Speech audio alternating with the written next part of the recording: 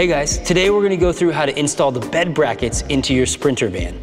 Now the box comes with the 4 bed brackets that you're going to need. They're labeled driver front, driver rear, DR, DF, passenger front, passenger rear, PR, PF.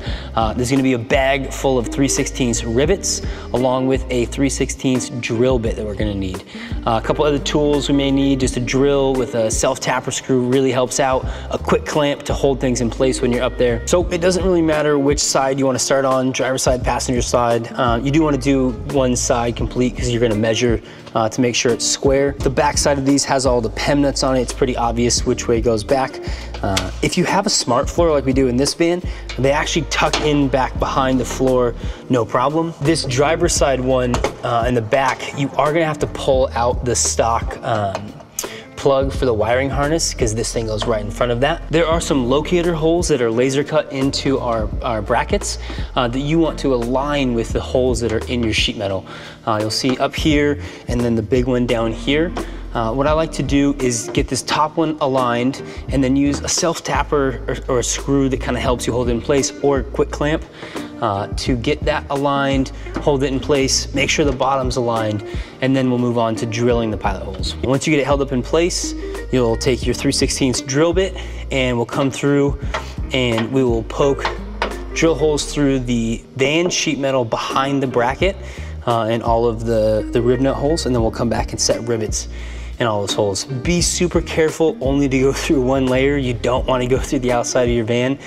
You can put a little piece of tape on here to help give you a depth, or just take your time, go slow. There's really nothing to worry about, but just be careful you don't pop through too many layers of sheet metal. It's a good idea not to get too far ahead of yourself. I like to put 3, 4, 5 holes in and then come back and set rivets just to make sure that all your holes align and that thing's not moving on you as you go. Before I do though, I'm just gonna double check my indicator holes and make sure they still line up perfectly, and then set a couple of rivets. You can use the hand rivet tool like this. These are cheap, Amazon, Harbor Freight, you can buy one. You can also get a pneumatic one or one that hooks up to an air compressor. It makes your life a lot faster, a lot easier. But one of these works just fine. You can easily get there with just this $15 tool. There are a couple different kinds of holes. There's obviously the ones that have PEMs in them that are threaded for you to screw into. There's the locator holes that are here. There are some clearance holes. There's some people who like to run rib nuts in this area for your wall panels, so we've gave room for that. And then there's the mounting holes that you're gonna put all your rivets in.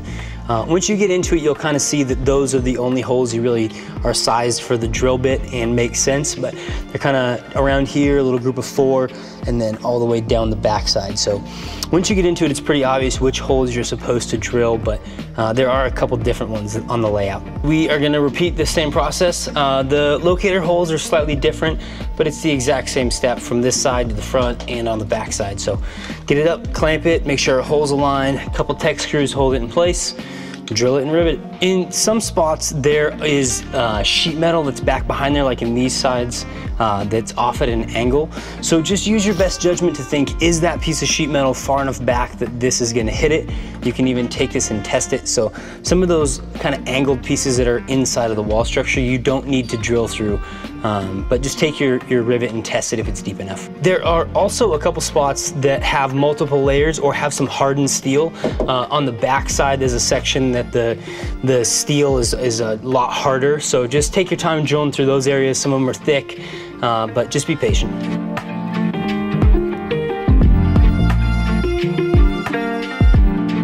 That's about it. You're ready to get your walls up. Depending if you want to run L-track on the top of it and drill holes for that, or not do it and just have your bed straight to the bracket somewhere up high. You can use it to mount other things like cabinets or whatever situation you guys have got. So they're pretty versatile. It is pretty dependent on whichever decisions you make or which way you want to go with your walls. So lots to choose, lots of options, and we're happy to help address some of those concerns with you guys if there's something unique you need help with. So just reach out to us at customer service and we'll happily walk through it with you guys.